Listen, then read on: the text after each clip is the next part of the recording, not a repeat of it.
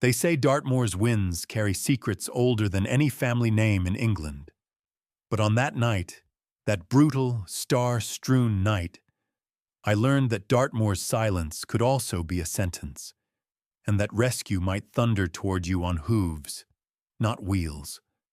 My eyes shot open. Above, the sky was an endless swirl of black and cold, pin-pricked with white. I tried to swallow, but my throat rasped, dry and tight as parchment. Every breath stabbed. The ropes binding my wrists had gnawed raw skin, each pulse throbbing against the thick granite post they'd lashed me to. I shivered hard. Damp moss pressed against my back. All around, the moor's emptiness pressed in. A vast hush broken only by the wind clawing at the heather, shrieking through the granite tors like a madman. Then, thunder. Not from the sky, but from the ground. A drumbeat, rhythmic, quickening, closing. I froze. My whole body seized in a blend of hope and terror.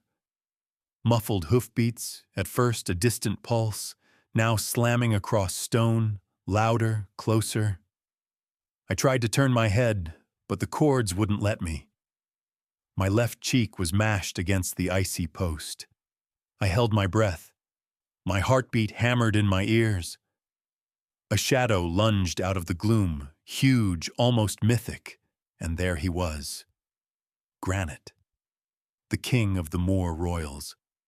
His silver-black mane rippled in the moonlight, eyes catching the starlight, sharp, unblinking. He reared up, hooves flashing above me, then crashed down, just a hair from my outstretched legs. I tensed, bracing for pain, but he only snorted, hot breath blasting my face. For a split second, time warped. All I could see was that gaze, wild, watchful, ancient. Granite tossed his head, nostrils flared, and pawed the ground. Another shape slid out behind him, Willow, heavy-bellied, her chestnut coat slick with dew. And further off, two younger ponies, uncertain, huddled near a boulder. I tried to speak, but only a dry croak came out. The band of wild ponies, the Moor Royals, had found me. My thoughts flickered. How did I end up here? No, not now. Focus, survive. The night air sliced through my jacket, making my fingers numb, my lips crack. I remembered the way Gareth Doyle's men had dragged me out here. I'd tried to fight them off, tried to call for backup, but Doyle, with that lazy, cold smile, had crushed my radio under his boot, emptied my water bottle into the peat, and tied me to this damned marker. "Stay here," he'd hissed. "Let's see if your precious ponies care as much as you do." Now, those same ponies circled me, wary but not afraid. Granite lowered his great head, lips twitching, sniffing at the ropes, at my chest, at my face. He bared his teeth. I flinched, but he only nibbled gently at a strand of my hair, then jerked back, ears flicking. Willow pressed closer, her warm flank brushing my foot, her sides rising and falling in slow, deep breaths. For a moment, the world shrank to the sound of their bodies. Hooves shuffling, tails swishing, soft snorts. I tried to speak again. "Water!" My voice rasped out, broken. Granite stepped aside as Willow dug at the turf with her hoof, scraping at the black, peaty soil. I watched, dazed, as she worked with careful persistence, deeper, deeper, until a small pool of water welled up from the dark earth. She dipped her muzzle, then, with a kind of delicate precision I'd never seen, lifted her head, letting drops spill from her lips onto mine. I tried to catch them, licking desperately at any trace of moisture. A few precious drops ran down my chin. My cracked lips stung, but I didn't care. Somewhere far off, a fox yipped, the only witness to this strange communion. The temperature was plummeting. My thoughts began to splinter. It would be below 40 by dawn, maybe lower. My body craved sleep, but sleep was death in Dartmoor's cold. I focused on Granite's eyes. He was watching me, not with the wild suspicion of most ferals, but with something close to challenge or recognition. A gust of wind howled through, shaking droplets from the mane of the youngest colt. The ponies startled, then, as if deciding I was no threat, edged in around me, their bodies forming a shield against the wind. Willow pressed in on my right. Granite stood at my feet, head turned to scan the darkness, always alert.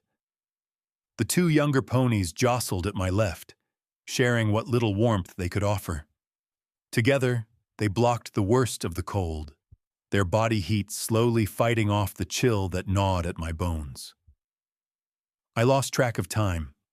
Minutes, maybe hours, slipped by. Sometimes I saw flashes, Doyle's men laughing, Fiona's face at the station, Amelia's voice on the radio. But always, I came back to the thud, thud, thud of hearts. Mine, pounding with fear and awe, and theirs, slow, steady, ancient. In that living circle, I realized how thin the line was, between human and animal, between victim and survivor. The ropes bit into my wrists, but the pain felt distant now. My mind drifted, teetering on the edge of unconsciousness. Yet I clung to the rhythm of those hooves, the warmth of Willow's flank, the patient sentry of Granite. The night seemed endless. Stars wheeled overhead. The wind never let up. But I was not alone. Suddenly, Granite's head snapped up. His ears swiveled, muscles tense. For a heartbeat, the whole world held its breath. Then a single echoing hoofbeat shattered the silence, the promise of dawn. Maybe, just maybe, the wild had come to claim one of its own. The night pressed on, colder, darker. I couldn't tell if it was minutes or hours, just that my senses began to blur at the edges, pain dulling, awareness sharpening in strange ways. Every inch of my body screamed for water, for movement, for freedom. The cords had dug trenches into my wrists, hands swollen, fingers twitching. The cold had crept up from the peat, seeping through my jeans, curling up my spine like icy fingers. And yet, in the strangest twist of fate, I felt the steady presence of the ponies holding me together. Willow didn't stop working at the ground. Her hooves, used to picking through Dartmoor's toughest turf, scraped deeper into the black peat, her nostrils flaring with the scent of water below. I'd watched Exmoors do this 100 times, searching for some hidden trickle during summer droughts. But I'd never seen it like this. Not for me. Not with such determination. Each movement seemed both deliberate and desperate, as if she sensed this was no ordinary thirst. Granite kept watch, always between me and the wind, his massive form breaking the force of every cold gust that swept over the moor. He shifted, never quite still, every muscle ready to bolt if I moved too fast, or if a fox or a human threat returned. His eyes glinted, following every twitch of my face. The two young ones, more skittish, edged closer only when Granite gave a barely perceptible flick of his ear, a silent command. They crowded in, forming a makeshift barrier on my other side, pressed close enough that I could feel the warmth radiating through their thick winter coats. Willow finally struck the water table. A tiny spring welled up, glistening dark in the thin moonlight. She snuffled, drinking her fill, but then, and I swear I'll never forget this, she dipped her muzzle, letting cold, sweet droplets cling to her lips. Then she nudged my chin, careful, precise. A few drops fell, splattering against my parched mouth. I tried to lap them up, tongue heavy and useless, but her patience seemed endless. Again and again she returned, gathering water and letting it spill onto my lips, my cheeks, sometimes into my mouth if I was lucky enough to keep it open. Each drop was a miracle, cool, earthy, bracing. It hurt to swallow at first, but soon my throat felt less like sandpaper, and the fire in my chest eased. I could almost cry. Instead, I managed a choked laugh, half delirious, half grateful. Willow tossed her head as if pleased with herself, then stamped the turf a few more times, sending up a little spray of mud and water. I didn't care. Mud meant life, meant hope. Night kept dragging on. The wind moaned, carrying the distant call of some night bird. Above, the constellations spun slowly, Orion chasing the Pleiades toward dawn. Somewhere far off, I thought I heard an engine, but it faded. Probably just the echo of hope, not reality. My world had shrunk to this circle of bodies, to the press of fur and hide against my sides, to the rhythm of their breathing and the pulse in my ears. The cold deepened, biting sharper than before. I could barely feel my legs. Shivers racked me, and my jaw clenched tight to keep my teeth from chattering. That was when Granite made his move. He stepped in closer, so near that I could see the steam rising off his flank, breath huffing out in thick clouds. He nudged Willow, then the two young ones, and with a sort of choreography I couldn't believe. They all pressed in tight around me, as if herding me in, making a fortress of living warmth. Their bodies blocked the wind. My cheek rested against Willow's side, soft and rough at the same time. I felt her heartbeat, slow and steady. Granite stood at my other shoulder, his presence a mountain, his chest rising and falling with calm certainty. The young ones, nervous but obedient, leaned in from behind, their fuzzy coats brushing my numb hands. I'd read about this, how horses, when threatened by cold or predators, group together, sharing heat, protecting the weakest. I'd even seen it on a smaller scale with orphaned foals in the shelter. But to be the one sheltered, the one protected, it was something I'd never imagined. They were saving me in the only way they knew how. I closed my eyes, fighting the urge to weep from gratitude, from exhaustion, from fear. Time bent. Every few minutes, Granite would shake out his mane, snort, then stomp the ground, as if daring anything on Dartmoor to challenge his authority. Willow nickered softly, her breath rumbling through my hair. I felt less like prey, more like part of their herd. They weren't afraid of me. If anything, they seemed to trust that I belonged here, at least for this night. My mind drifted, snatching at memories. My father's voice on those early mornings in Wiltshire, teaching me to ride bareback. My mother's laughter echoing down the halls. The first Exmoor pony I ever saw, wild-eyed and glorious. I wondered if this was how they felt. These ponies, alone on the moor, threatened, yet never giving up hope. The night air was filled with the music of their hearts, their breath, the gentle rustle of fur and tail. My own breathing slowed, matching theirs. I felt myself slipping, not into unconsciousness, but into something deeper, older, a sense of being claimed by the land itself. The wild ponies of Dartmoor, the Moor Royals, had taken me in. I let the darkness have me, knowing that if I survived this night, it would be because the wild had decided to show mercy.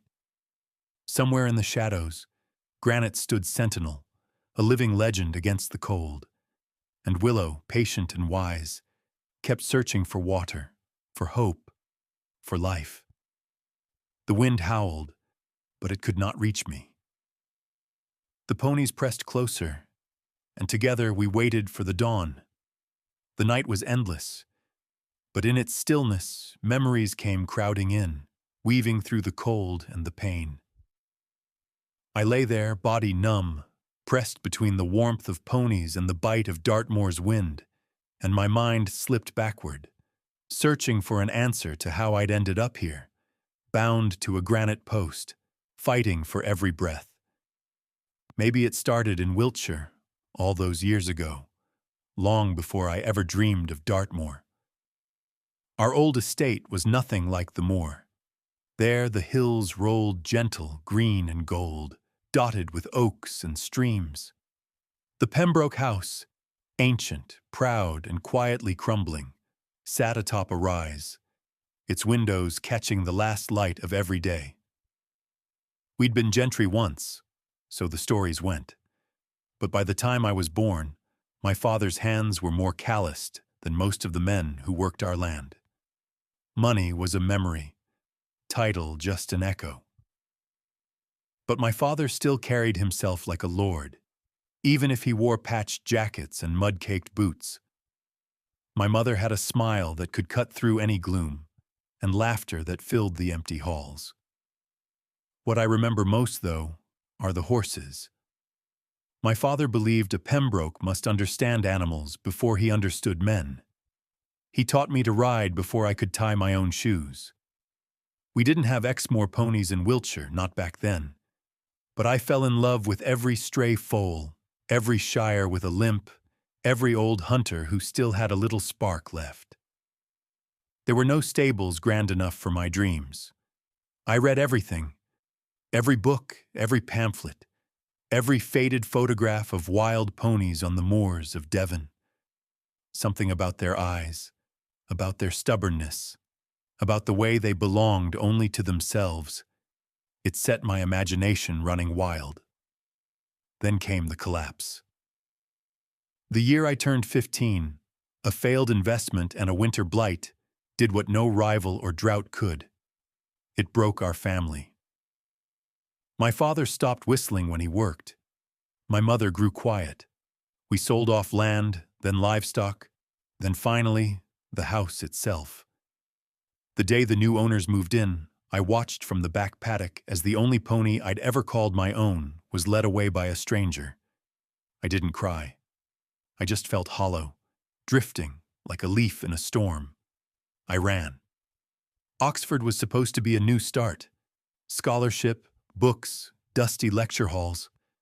I tried to fit into that world, but it was like wearing a stranger's coat, stiff, uncomfortable, and never warm. I studied biology, conservation, the science of wild places, but my heart wasn't in the libraries or the labs. It was always somewhere else, somewhere wilder. When the call came for rangers at Dartmoor, I didn't think twice. I packed my things, said a quick goodbye to the ghosts of Wiltshire, and headed southwest, chasing rumors of a landscape that refused to be tamed. I told myself it was a job. Really, it was an escape. Dartmoor doesn't forgive weakness. It doesn't care about your past, your titles, your heartbreak. It demands everything. But if you give yourself to it, it gives back in ways you can't predict. The first time I saw the Moor Royals, the Exmoor Ponies, I felt like I'd come home. I was surveying a stretch of bogland near Grimspound, just after sunrise. Mist clung to the earth, and the tors loomed like ancient sentinels. There, moving silent as shadows, was a band of ponies. Granite at the lead, already the biggest and boldest, even back then. I crouched behind a gorse bush and watched them. Willow, not yet heavy with foal, darting and nimble. 2 yearlings tumbling in the grass. Granite, eyes always searching, scanning, commanding. I felt something stir in me, something that hadn't moved in years. Awe, respect, hope. Years passed. I became part of the landscape. The mud, the rain, the long patrols, the endless paperwork, the arguments with farmers and politicians who wanted the ponies gone or fenced or sold. I fought for every square inch of wild. The Moor Royals were my obsession and my duty. I learned to read their tracks, to count their foals, to spot the scars from long-forgotten fights. I learned their history, too, how Exmoors had survived since the Ice Age, bloodlines pure and ancient, their freedom threatened by greed and neglect. Not everyone saw it my way. The poachers, the smugglers, the so-called sportsmen. They saw money in every wild pony, meat or trophies or bloodlines for the highest bidder. The law was always a step behind. That's how I met Sergeant Fiona Blake, back when she was just a rookie constable with more fire than patience. We butted heads, argued over jurisdiction, but found a kind of trust. She cared, really cared, about the land, about justice. Amelia Kingsley came later, with her cool intellect and questions that cut to the bone. She saw the ponies as something more than wild, as a puzzle, as a legacy. All of that, every memory, every sacrifice had led to this. Bound in the dark, I realized how thin the threads were, how easily a life could unravel. Yet even now, with every reason to surrender, I found myself clinging to hope, to stubbornness, to the legacy of blood and will that the ponies embodied. Granite stamped his hoof, snapping me back to the present. Willow pressed closer, her breath warm on my cheek. The young ones shifted, restless, sensing the first faint glow of dawn on the horizon. In the silence between heartbeats, I heard it. The story not just of my life, but of every Pembroke who refused to give up, every Exmoor who outlasted the storm. Somewhere out there, Doyle and his men were counting on the moor to swallow me whole, to erase every trace of what they'd done. But Dartmoor, in its own wild way, had other plans. I belonged to it, now more than ever, and with the ponies at my side, I would not be broken. The sun would rise, the world would change. But for one more hour, I was simply Ned Pembroke, son of Wiltshire, ranger of Dartmoor, survivor in the company of wild kings. 48 hours earlier, the moor felt like it always did after a week of rain, endless, restless, its colors shifting under the gray sky. I was on patrol before dawn, boots squelching through sodden peat, radio clipped to my vest, every sense tuned to the hush that settles in just before the day begins. Most people think Dartmoor is empty. It isn't. The land's alive, with secrets in every mist-draped hollow, every wind-carved stone. It rewards those who pay attention and punishes those who don't. I'd received a tip-off from a farmer the night before. Tire tracks in the grass near Haytor, fresh dung with boot prints nearby, more than one man. I knew the signs. Ponies don't just vanish, not unless someone's driving them. I tracked the prints for an hour, heart pounding with each step, until I found what I was looking for. A muddy patch near a stand of hawthorn, scuffed by hooves and men's boots alike. Crouching low, I scanned the horizon. The fog hung low and thick. Not much sound. A magpie chattered, the only witness. Then, out of the gloom, I saw them. 3 men, all in camo jackets, moving slow and quiet, herding a clutch of ponies toward a battered livestock trailer parked on a disused track. I recognized the biggest of the men immediately. Gareth Doyle, all swagger and ice, leaning on a length of iron pipe like it was a scepter. He was a legend in the worst way. The kind of man who thought the law was a game and everyone else was there to be played. His family had run hunting parties for centuries, but Gareth had taken things into the shadows. Black market horse trade, muscle for hire, whatever paid. Doyle's voice carried, cold and cutting. "Keep them tight. Don't let that colt bolt." The rest of his words were lost in the wind. but I saw one of his crew loop a rope around a trembling yearling's neck, tightening as the animal thrashed. The pony reared, terror in its eyes, but the men just laughed, dragging it toward the ramp. I couldn't stand it. My anger boiled over. Without thinking, I stepped from behind the bush, hand on my radio. "That's enough! You're trespassing, and those ponies are under protection. Step away now, Doyle." Doyle turned, his lips curling in a slow, mocking grin. "Well, if it isn't Pembroke himself, the Moor's knight in muddy armor." He tipped his cap, eyes glinting. "Come to save your precious pets, have you?" One of his men snickered, still holding the rope. The yearling tried to wrench free, panic twisting its body. I could see blood starting to streak down its neck. My stomach twisted. "Let it go. Now."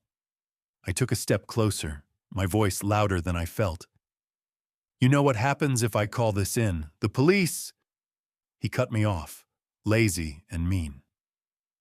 "Call all you want. Out here, you're a long way from your little ranger hut." He nodded to his crew. "Deal with him."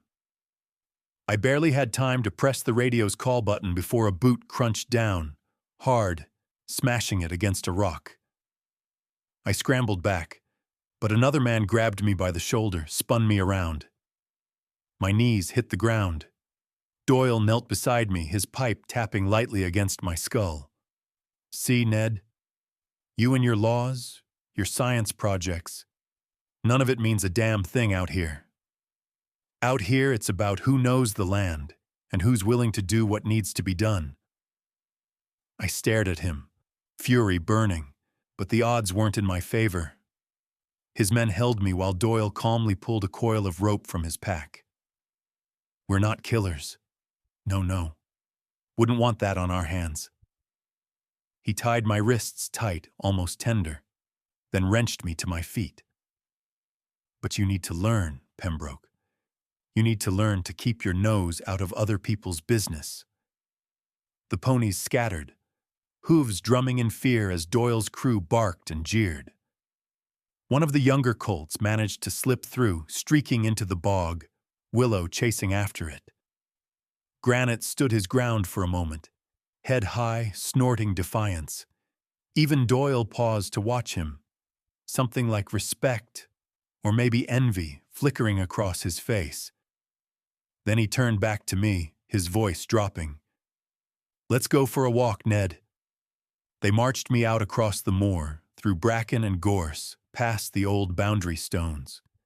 The rain started up again, fine and cold, needling into my skin.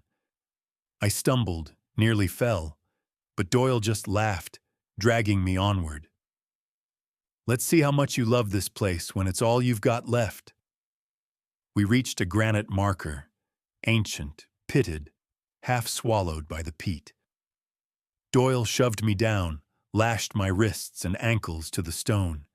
He took my water bottle, poured it out slow, the last drops sinking into the earth. "Hope you make friends with the wild, Pembroke."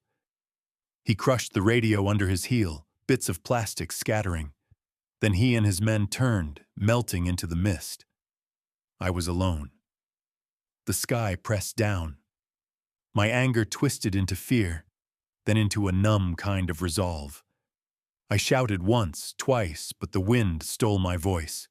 All I could do was wait, cold and helpless, as Dartmoor closed in. My mind raced. Would anyone come looking? Would the ponies find me? Would Doyle get away with it again? But even in the midst of dread, I remembered Granite's eyes, sharp, fearless. I remembered Willow, her strength, her patience. If they could survive out here, maybe I could too. If the Moor wanted me dead, it could have me. But not without a fight. And somewhere out there, beyond the curtain of mist and rain, a band of wild ponies still ran free, their hooves drumming a promise. This wasn't over. Dawn broke over Dartmoor like a blade, slicing the night's black shroud with icy blue. I felt the first light before I saw it. A subtle shift in the cold, a faint brightness behind my eyelids. My body ached everywhere, every muscle cramped from hours spent pressed against the granite, barely warmed by the living shield of the ponies. The ropes had cut deeper during the night. My mind drifted, flickering between memory and half-conscious hope, as 1,000 small pains collected into a single, stubborn pulse. Stay awake, stay alive, just a little longer. Somewhere in the pale silence, Granite moved. I heard the scrape of his hoof against stone, a deliberate sound, full of intent. The herd had grown restless, Willow nickering low, the 2 young ponies stamping the ground, energy building with the coming light. Something changed in their posture.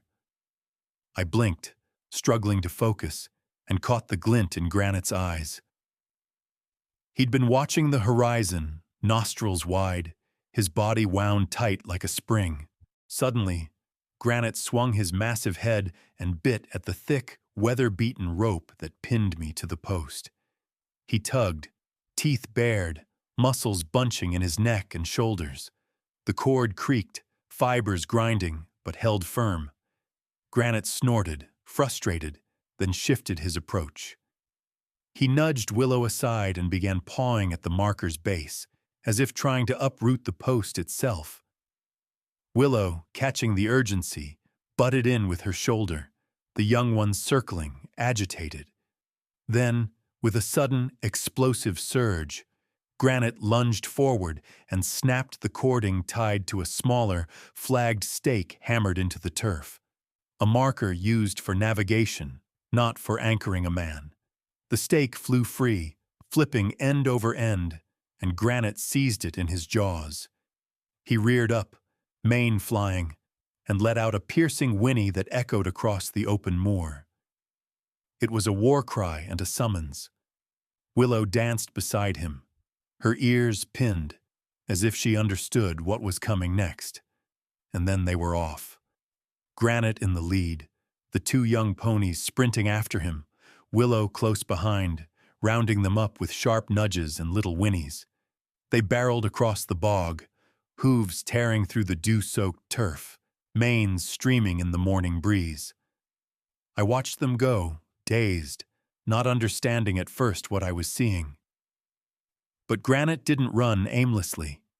He followed the faintest traces of the old pony paths, skirting the worst of the bogs and stone outcrops. They ran hard, heading east, toward Widecombe, toward people, toward noise, toward help. The world seemed to slow. I was trapped, immobile, but my mind soared with the herd, racing over the ridges and into the brightening day. Far in the distance, the spire of Widecombe's church caught the sun, a silver flash above the patchwork fields. The ponies charged into the outskirts of the village just as the Sunday market was setting up. Vendors unloading crates of apples and wool, families strolling along the green. The sudden chaos that followed would be retold 100 times before the morning was over. It started with a chorus of shrieks and startled shouts, a flash of chestnut and silver black as Granite and his herd pounded down the main street, scattering chickens and sending children squealing with delight and fear. Someone fumbled for a phone, capturing a blurry video as Granite swung his head, stake still clamped in his teeth, nostrils flaring as he eyed the crowd. The market-goers fell back, some diving behind stalls, others scrambling onto benches. The ponies whirled, circling as if looking for something or someone. The local police car, a muddy blue Land Rover, pulled to a stop in the middle of the road. Sergeant Fiona Blake, red-haired and broad-shouldered, jumped out, her jaw set, eyes narrowing as she took in the scene. "Clear the street!" she shouted, waving the vendors back. But as she watched the wild ponies, something flickered in her mind. Recognition, maybe, or intuition. She'd worked these moors long enough to know the ponies by name and gait. Granite, always the boldest, always the leader. But today he was different, more frantic, more purposeful. Granite fixed Fiona with a look that seemed almost human, then wheeled around and bolted for the edge of town, Stake trailing behind. The young ones followed, Willow last, glancing back over her shoulder. It was as if Granite was inviting pursuit, a wild game of follow the leader with lives at stake. Fiona hesitated only a moment before leaping into her car, shouting to her partner, "They want us to follow! Move!" What followed was half chase, half dance. Granite led the patrol down old farm tracks, across fords and over stiles, never letting them get too close, but always circling back if the Land Rover stopped. Every time Fiona slowed, Granite would halt, stamping the ground, tossing his head, waiting until the car crept forward again before darting off, always just ahead, always watching. Back in the village, the market was left abuzz. By midday, videos of the wild ponies racing through Widecombe flooded social media, hashtags trending as people speculated wildly. Escapees from a circus, a lost film crew, some strange local tradition. The truth, of course, was stranger still. On the moor, I waited, heart pounding, every sense straining for the sound of rescue. The wind picked up, swirling the scents of wet peat and wildflowers. I was weak, fading, but I clung to the hope that Granite's gamble would pay off. And somewhere, not far off now, a police car crawled after a wild herd, led by the king of the moor, Granite, determined to bring help back to where I lay, bound and battered but still alive. The world narrowed to pain and waiting, the minutes crawling by as if the moor itself were holding its breath. I drifted in and out of awareness. The sun climbed higher, casting harsh light across the endless sweep of granite and grass. I could no longer feel my hands. The ropes had bitten so deep, they might have been part of me. Every so often, I caught the whir of insects or the flutter of a skylark, sounds that belonged to another life. My own breathing sounded ragged, foreign. It seemed impossible that anyone would ever find me out here. Then, a distant rumble. At first I thought it was a dream, one of those fevered half-memories that sometimes took me back to Wiltshire or Oxford, safe and warm. But the sound grew louder, steadier, transforming into the unmistakable crunch of tires on rough stone and the static of a radio, garbled but real. I tried to shout, but my voice caught in my dry throat. I managed a hoarse, desperate whisper. Nothing more. A sudden commotion burst from the far side of the bog. Hooves pounded against peat and stone, echoing out across the morning. I forced my eyes open and blinked against the glare. Granite appeared at the crest of a ridge, framed by the sharp blue of the sky. He paused just long enough to scan the scene, then plunged down the slope, Willow and the young ones close behind. The police Land Rover rolled into view, its roof-mounted drone already humming, camera eyes sweeping the landscape. Sergeant Fiona Blake stood beside it, eyes narrowed, surveying every shadow and hollow. Granite skidded to a halt just out of reach, tossing his head and snorting, his whole body taut with urgency. Fiona's partner, a young constable I didn't recognize, fumbled for his phone, jaw slack as he tried to process what he was seeing. Fiona, to her credit, didn't hesitate. She locked eyes with Granite, then let her gaze follow the line of his neck, down to the battered stake still dangling from his mouth. A flash of understanding crossed her face. She waved the drone operator forward. "Follow him. Now." The drone lifted, its high-pitched whine fading as it zipped out across the bog, Granite racing beneath it, every stride calculated, purposeful. Willow and the colts lagged behind, uncertain now that their leader had broken ranks. I watched it all with a growing sense of unreality, as if I were floating above my own body, an observer in a story too strange to be true. Then Granite veered, galloping straight for the marker where I lay. He skidded to a halt just feet away, nostrils flaring. The drone swooped in overhead, capturing everything. The ropes, the battered radio, my pale, dirt-streaked face. I heard Fiona's shout, distant but triumphant. "There! He's found something! Over there!" Moments later, Fiona and her team reached me, boots squelching through mud, voices urgent and clipped. Fiona dropped to her knees beside me, her breath clouding in the morning air. She touched my cheek, gentle but firm. "Ned, can you hear me? Stay with us, all right? Don't you quit on me now." Her words blurred at the edges, but the intent was unmistakable. I tried to answer, to tell her about Doyle, about the ponies, but all that came out was a shuddering sigh. Someone cut the ropes. Blood rushed back into my hands in a blaze of agony. I gasped, almost sobbing from the pain and the relief. Arms lifted me, half carrying, half dragging me toward the waiting Land Rover. The constable jabbered into his radio, relaying coordinates to headquarters and calling in for emergency backup. I caught snatches. Male, 30s, possible dehydration, hypothermia, rope burns, get the chopper ready. A blur of activity followed. Someone slid an oxygen mask over my face. Another needle pricked my arm, a rush of cold saline chasing away the fog. The air was full of sound now. Engines, radios, hurried commands. I tried to hold on to the side of Granite, standing on a rise above the chaos, mane rippling in the wind, Willow close by, her eyes never leaving me. Fiona squeezed my shoulder.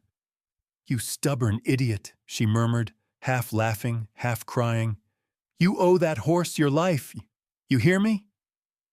I managed a shaky nod. My tongue felt too large for my mouth. Granite, Willow, they saved me. "We saw it," she said, glancing up at the drone. "The whole world's going to see it soon, too. Just hold on, Ned. Help's here." I faded in and out as paramedics arrived, a tangle of hands and voices. They bundled me onto a stretcher, loaded me into the waiting helicopter. As we lifted off, I caught one last glimpse of Granite, still as a statue atop the granite tor, watching the sky. It struck me, in that moment, how strange and beautiful fate could be. If Doyle had thought the moor would swallow me whole, he'd reckoned without the wild's own guardians. The flight was short, my mind running wild with images. The herd's warmth in the cold, the taste of water from Willow's lips, Fiona's fierce eyes, Granite's impossible rescue. I tried to speak, to warn about Doyle, but sleep crashed over me like a wave. In the days that followed, the footage would go viral, Granite leading the police to my rescue, the drone's eye catching every step, every desperate gesture. The world would watch, amazed, as Dartmoor's wild ponies proved smarter, braver, more loyal than anyone could have guessed. But for now, as the moor fell away below and the sun climbed ever higher, I let myself drift. I'd survived, carried by hope, by luck, and by the wild, stubborn spirit of Dartmoor's Moor Royals. I woke up in a narrow hospital bed, with the taste of saline and antiseptic thick in my mouth, my thoughts still circling the wild moor like startled birds. Light pooled on the floor from a window across the room, and somewhere in the corridor, a nurse's footsteps echoed, fading to the steady beep of a heart monitor beside me. My wrists were bandaged, my face scrubbed clean, but inside, it felt like I was still out there. Cold, wind-blown, surrounded by the scent of wet pony and Granite. For a while, everything drifted, Nurses coming and going, the low hum of voices, Fiona's familiar silhouette parked in a stiff hospital chair, arms crossed, jaw set in that way she had when she was worried but pretending not to be. The doctors came, poked, prodded, mumbled about dehydration and moderate exposure. They told me I was lucky, but that word sounded hollow. This wasn't luck. It was survival. Won by hooves and teeth and stubbornness. Theirs as much as mine. Then the world found me. It started with a knock at the door, then another, and soon the room filled with flowers, cards, a half-dozen reporters hovering by the glass, hungry for a story. My rescue was everywhere. Videos of Granite and the herd racing through Widecombe, then leading the police across Dartmoor, had exploded across social media before I even regained consciousness. 5 million views in 24 hours. National news. Talk shows, headlines, hashtags. Granite, the rescuer. Moor Royals. Ponies save the ranger. The BBC called it a miracle of the wild. The local tabloid called it the Pony Patrol. Kids drew pictures, and grown men wrote emails confessing they'd wept watching the footage. I should have been embarrassed, maybe even annoyed, but the truth was, I wanted the world to see what I'd seen. The will, the grace, the intelligence of those wild Exmoors. For once, the spotlight was on them. Not on poachers or budget cuts or some sensationalized danger. The ponies were the story, and I was just the man lucky enough to bear witness. A few days later, the BBC called live interview, prime time, an expert panel debating equine intelligence and the mystery of pro-social animal behavior. They wanted to know, did Granite really understand what he was doing? Was this rescue or instinct? Were ponies more like us than we realized? The first time I heard Dr. Amelia Kingsley's voice on air, I nearly laughed. Calm, precise, a hint of mischief in her tone. We've long underestimated the cognitive abilities of feral equines. The footage shows deliberate, goal-directed behavior, not just herd panic. Someone else interrupted, an old-school rancher, gruff and skeptical, dismissing it as coincidence and good luck. Amelia didn't flinch. There's more to these animals than meets the eye. It's time we studied it properly. That same afternoon, Amelia herself appeared at my bedside, notebook in hand, eyes sharp behind her glasses. She'd come all the way from Cambridge, the story said, to see if the man rescued by ponies would agree to be her first research subject.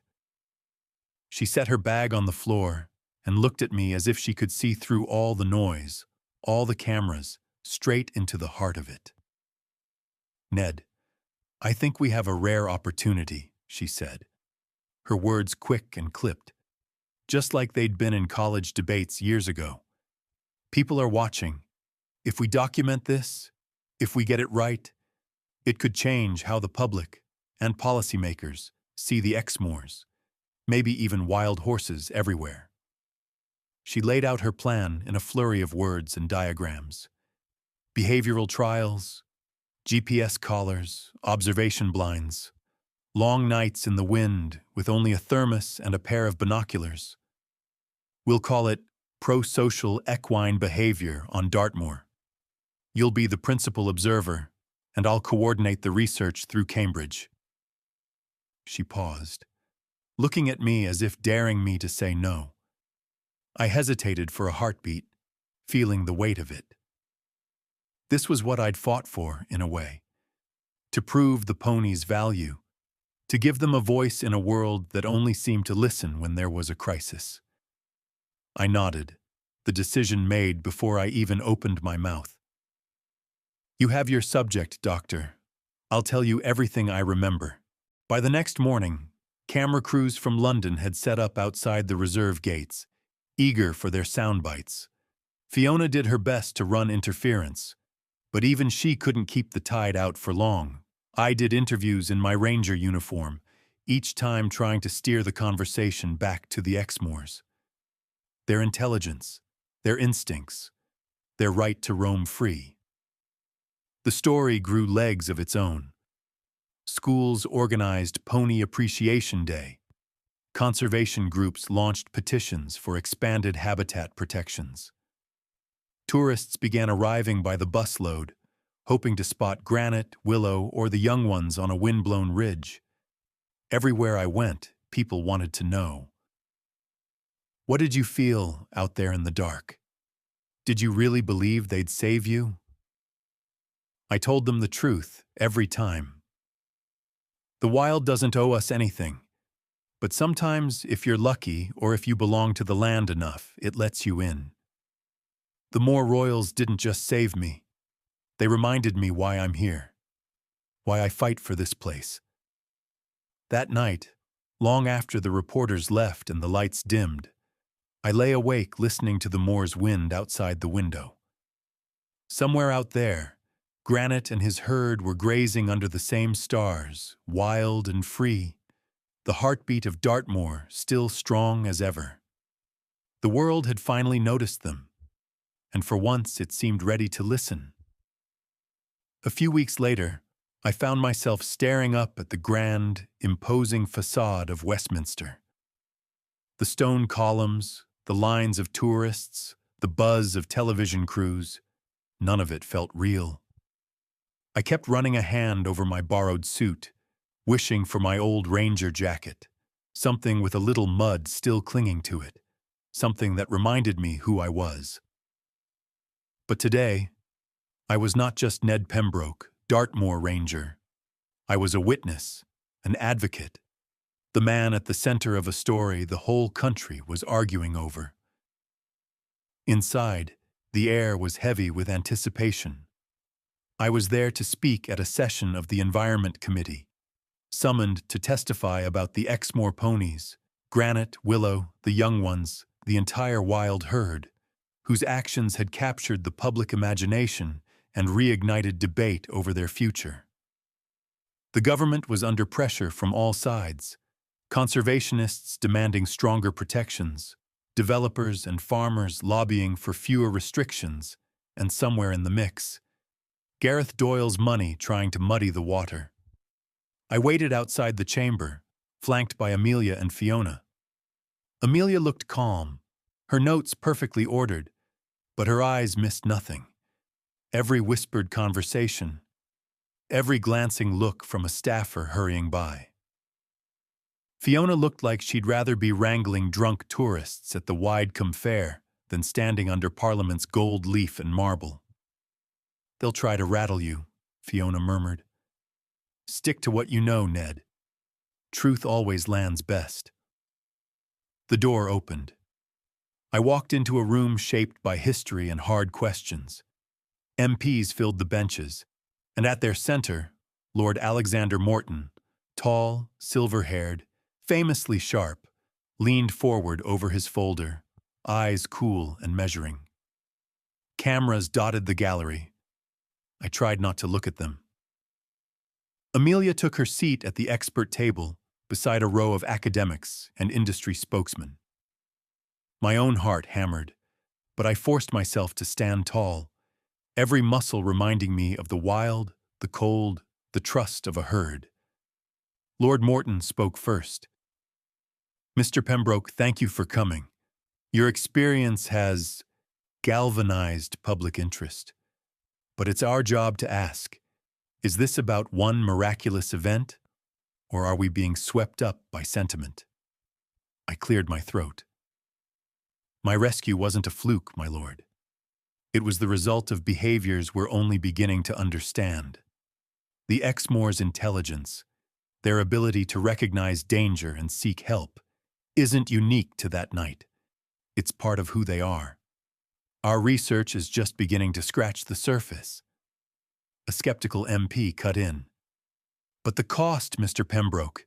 Expanding protections, increasing oversight, this comes out of taxpayers' pockets. Can you prove these animals provide value beyond the odd viral video?"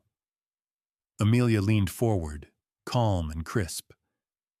If you'll allow, I'd like to present some data from the past 6 months of field observation. She gestured to a technician. The lights dimmed, and a video filled the big screen, a montage of drone and GPS footage, starting with Granite leading the police across the moor, then cutting to more recent scenes. Granite calling to a lost hiker, the herd alerting rangers to a downed tourist. Willow guarding a limping foal while the young ones circled. On another split screen, graphs charted increases in ecotourism, school field trips, local business growth. But the most striking clip showed something almost no one had seen: a visitor's smartphone footage from 2 weeks ago. A pair of German hikers had gone off trail, and one had slipped, breaking her leg near a bog. The video caught Granite standing over the woman, pawing the earth, then cantering straight toward the nearest ranger's vehicle parked over a mile away. The footage included GPS data. Granite's route was direct, purposeful, his actions deliberate.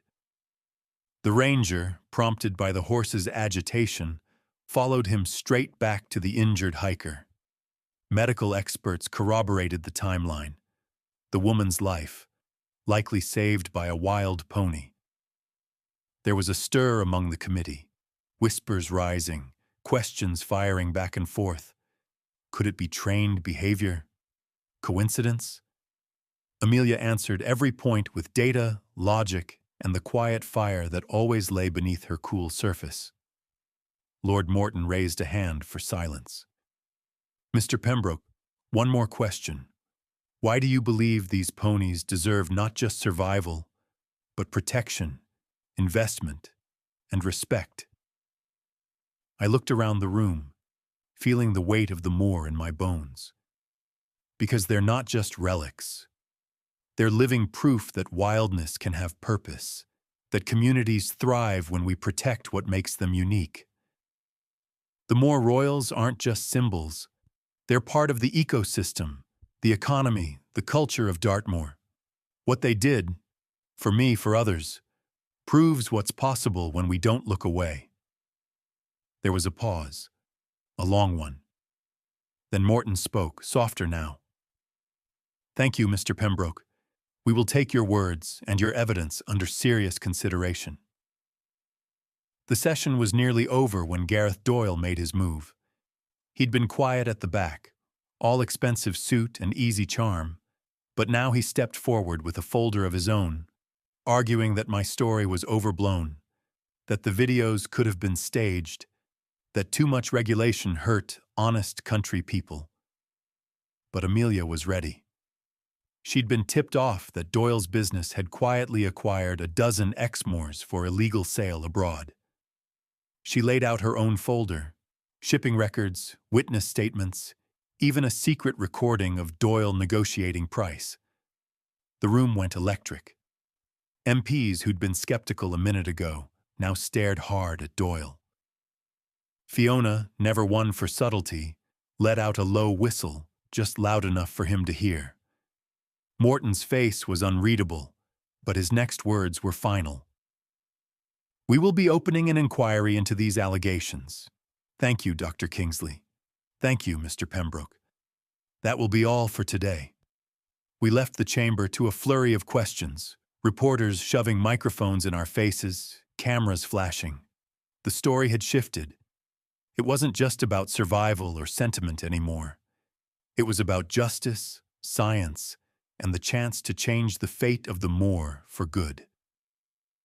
That evening, as Amelia and I watched the first news reports in a quiet London cafe, she raised a glass. To Granite, to the Moor Royals, and to the stubborn souls who fight for them. I smiled, feeling hope settle in my chest for the first time in years. To all of us, wild or otherwise. A year passed. The moor was never silent, but now its hum felt richer, more alive. Dartmoor had always been a place that ran on cycles, seasons and storms, loss and renewal, ancient stones outlasting generations. But in that year, change came in both thunderclaps and quiet moments, and for once, it felt like the wild was winning.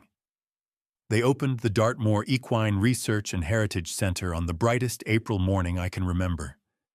School children spilled out of buses, crowding the new wooden footpaths, teachers herding them past signs about the history of the Moor Royals, past bronze plaques etched with silhouettes of wild ponies.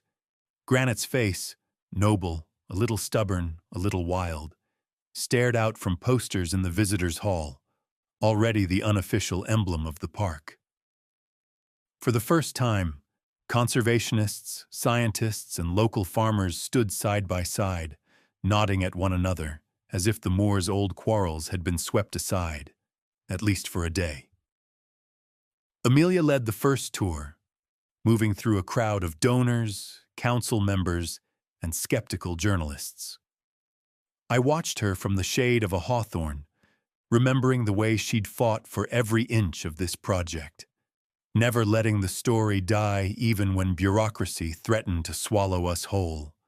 Now she was in her element, voice clear, facts at her fingertips, eyes alive with pride. Fiona was there too, fussing at the children who strayed too close to the fences, smiling at parents who recognized her from the viral rescue video. The news crews had returned, filming interviews, but today, no one asked about criminals or close calls. The focus had shifted to legacy, not just mine, but the Moors, the ponies, and in some way, everyone who'd ever loved this wild place. I took my own group of students out onto the open land, their faces bright beneath the wide sky. They asked questions, some clever, some hilarious, all honest, about Granite and Willow, about the ways wild ponies survived, about what made Dartmoor different from anywhere else in England. I told them the truth. The land was ancient, the ponies older still, and everything that mattered happened in the spaces between. The trust, the watching, the small acts of courage no one saw. We reached a rise where the grass grew long and soft, peppered with early bluebells. There, in the morning sun, Granite stood like a king. His coat was a little lighter now, silver threading through the black, but his eyes were just as sharp, just as steady. Willow grazed nearby, her sides rounded from last year's foaling. At her feet, the young colt, Spirit, as the schoolchildren named him in a vote, nudged his mother, testing his legs with the kind of nervous energy that never failed to make me smile. I kept my group quiet as we watched. Granite's ears flicked toward us, but he didn't move, content to keep an eye on his family while the world looked on from a respectful distance. The students whispered, passing binoculars from hand to hand, drawing pictures in their notebooks. For a while, nothing happened. Then Spirit broke into a clumsy run, Willow following close, Granite bringing up the rear, a living, breathing answer to every question about resilience and hope. After the tours, we gathered in the new center for a ceremony. Lord Morton himself had come, shaking hands with local leaders, standing before a display about the Exmoor Pony Protection Order he'd championed in Parliament. He made a short speech, not grand but honest, about the power of evidence, the importance of tradition, and the courage it takes to change. Dartmoor's story, he said, reminds us that sometimes the wild teaches us how to be better stewards of our future. Amelia spoke next, laying out the early findings from our research. The ponies' sophisticated social networks, their uncanny awareness of humans in distress, the ripple effects of their presence on Dartmoor's delicate ecology. Fiona added her voice, describing the impact on local crime. Fewer incidents, more respect, even from those who'd once seen the ponies as nothing but trouble. The local innkeeper talked about tourists returning, business booming, young people finding work on the moor instead of leaving for the city. When my turn came, I didn't have a speech prepared. I just told the story, not of my own rescue, but of the moor itself, the centuries of survival, the small acts of bravery that went unnoticed, the lessons passed down through ponies and people alike.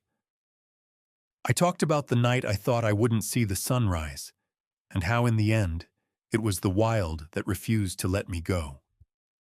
This land, I finished, belongs to all of us, but it belongs to them too. We're just lucky enough to share it. Afterwards, people drifted out into the sun. Some wandered the new trails, others lingered by the fences, hoping for one last glimpse of Granite or Willow. The students crowded around Spirit, their laughter floating on the wind. I stood alone for a moment, watching the herd graze, feeling the weight of history lift just a little. Dartmoor had given me a second chance, and I'd done my best to give something back. I thought of my father, my childhood in Wiltshire, all the hard years that led me here. It struck me that legacy isn't just what we leave behind. It's what we fight for every day. The land, the wild, the right to belong. The sun slipped behind a cloud, casting long shadows over the grass. Granite looked up, catching my gaze. For an instant, it felt like he was measuring me again, as he had that first day on the moor, as he had the night he saved my life. Then he turned away, leading his herd into the heart of Dartmoor, where the old stones keep their secrets and the wild remains wild, for now and for the future. A year on, the story of the Moor Royals, of Granite, Willow, and the wild ponies was no longer just a headline, or even just my own story. It had become a living thread that ran through Dartmoor, through classrooms, through the voices of visitors who'd come from all over the country, sometimes all over the world, just to glimpse a silver-black stallion against the stones. But if you asked me what mattered most, it wasn't the headlines, the viral videos, or even the new policies. It was the lessons, raw, simple, unforgettable, that wildness had pressed into my bones. On the anniversary of my rescue, the Heritage Center held an open day. The crowd was even larger this time, with families picnicking under the oaks, science students sketching the herd from a distance, and locals swapping stories over mugs of tea. I wandered among them, sometimes joining the laughter, sometimes just drifting along the fence line, watching the ponies graze in the gold light of late afternoon. A group of children cornered me near the main paddock, waving notebooks and asking, "Were you really scared, Mr. Pembroke? Did you know Granite was going to help?" I knelt in the grass, thinking about how to answer. I told them the truth, in a way simple enough to understand. I was afraid, yes, but the wild doesn't work on promises or plans.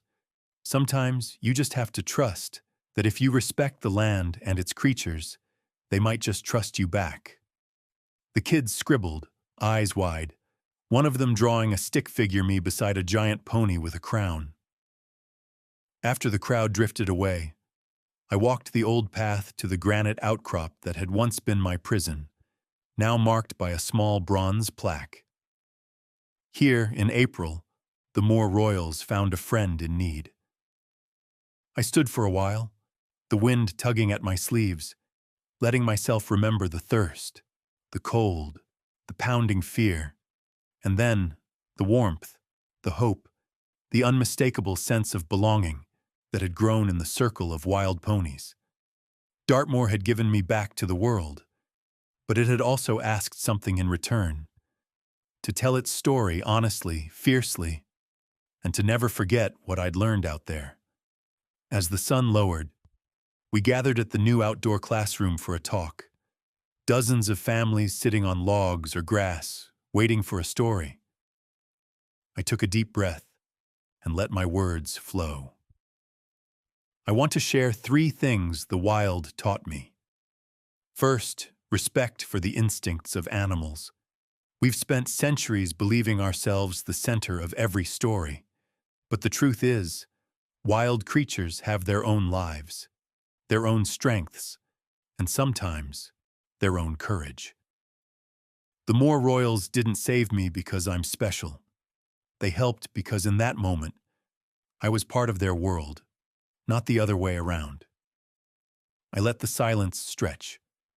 Somewhere behind me, a pony whickered, the sound floating on the breeze. Second, laws and policies only matter when they're connected to both science and community. We saw it right here. Policy debates in Westminster, then real change, because people cared enough to demand it. And researchers like Dr. Kingsley worked hard enough to prove what the wild can do when it's allowed to thrive. The Exmoor Pony Protection Order, the expanded preserve, the research center, they only happened because everyone, scientists, politicians, schoolchildren, stood together. A father in the crowd nodded, his daughter leaning into his side.